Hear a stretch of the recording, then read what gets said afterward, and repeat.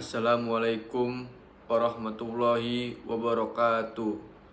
Alhamdulillah Alhamdulillahillazi hadana lihaza wa ma kunna linahtahdiya laula an hadanallah.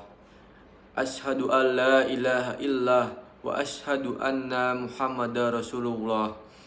Wassalatu wassalamu ala habibillah Muhammad ibni Abdillah wa ala alihi wa ashabihi wa man walah.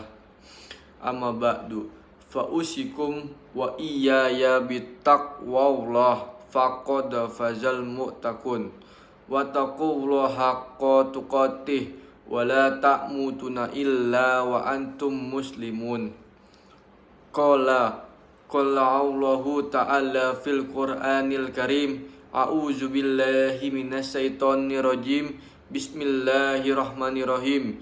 Ya ayyuhallazina amanu ittaqullah wabtaghu ilahil wasilah wajahidu fisabilillah la'allakum tuflihun. Surat Al-Maidah ayat 35.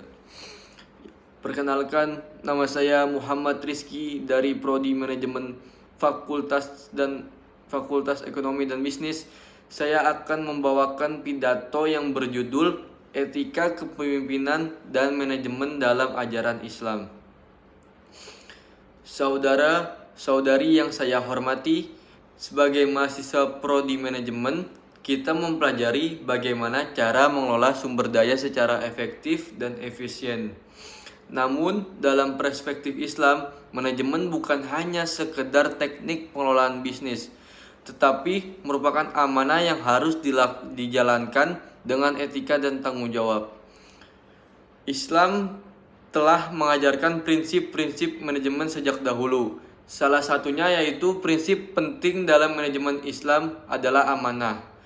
Allah berfirman dalam surat An-Nisa ayat 58. Innallaha yamurukum an tu'adul amanati ila ahliha. Sesungguhnya Allah menyuruh kamu menyampaikan amanat kepada yang berhak menerimanya. Ayat ini menegaskan bahwa pengelolaan organisasi atau perusahaan harus dilakukan dengan penuh tanggung jawab dan kejujuran. Rasulullah SAW bersabda, "Kulukum ra'in wa kulukum mas'ulun an ra'iyatihi."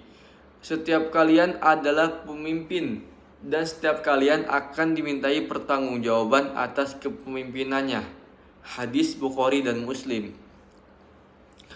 Hadis ini menunjukkan bahwa dalam Islam setiap bentuk kepemimpinan dan manajemen akan dimintai pertanggungjawaban, tidak hanya di dunia tetapi juga di akhirat. Selain amanah, nilai penting lain dalam manajemen Islam adalah keadilan dan musyawarah. Seseorang pemimpin tidak boleh bersikap zalim. Dalam surat Al-Imran ayat 159, Allah memerintahkan Nabi untuk bermusyawarah yang bunyinya wasawirhum fil amr, dan bermusyawarahlah dengan mereka dalam urusan itu. Sebagai calon manajer, kita juga dituntut untuk menjunjung tinggi nilai-nilai profesionalisme, integritas, serta menjadikan keberkahan sebagai tujuan utama, bukan hanya untuk keuntungan semata. Etika, komunikasi, transparansi, dan sikap adil harus menjadi budaya dalam setiap aktivitas manajerial. Dengan manajemen yang berlandaskan nilai Islam, insya Allah akan terwujud organisasi yang amanah, berkah, dan diridhoi oleh Allah Subhanahu wa Ta'ala. Saudara-saudari yang dirahmati Allah, dalam dunia manajemen modern, kita mengenal banyak teori dan pendekatan seperti manajemen strategis, manajemen sumber daya manusia, manajemen pemasaran, dan lainnya. Namun, apa yang sering kali luput dari perhatian adalah nilai-nilai spiritual yang menjadi dasar dalam mengambil keputusan. Dalam Islam, pengambil keputusan bukan hanya berdasarkan analisis rasional, tetapi juga dilandasi oleh istikharah, musyawarah, dan kejujuran. Rasulullah SAW bersabda, al-mustaru mu'taman. Orang yang dimintai pendapat itu adalah orang yang dipercaya. Hadis Tirmizi. Artinya, dalam proses manajerial, kita harus membangun kepercayaan dan bersikap terbuka dalam menerima masukan dari tim. Ini penting untuk menghindari kesewenang-wenangan dan menciptakan lingkungan kerja yang sehat dan produktif. Sebagai seorang muslim yang akan terjun ke dunia kerja dan bisnis, kita harus memahami bahwa keuntungan yang berkah lebih utama daripada keuntungan besar yang haram. Nabi Muhammad SAW bersabda, memperingatkan dalam hadis, setiap daging yang tumbuh dari barang haram, maka neraka lebih utama baginya. Hadis Tirmizi. Karena itu, seorang manajer yang islami akan selalu memastikan bahwa setiap transaksi, kebijakan, dan aktivitas bisnis tidak bertentangan dengan prinsip syariat. Kejujuran dalam menyusun laporan keuangan, adil dalam memberikan upah, serta tidak melakukan manipulasi adalah sebagian kecil dari bentuk pengalaman manajerial islami.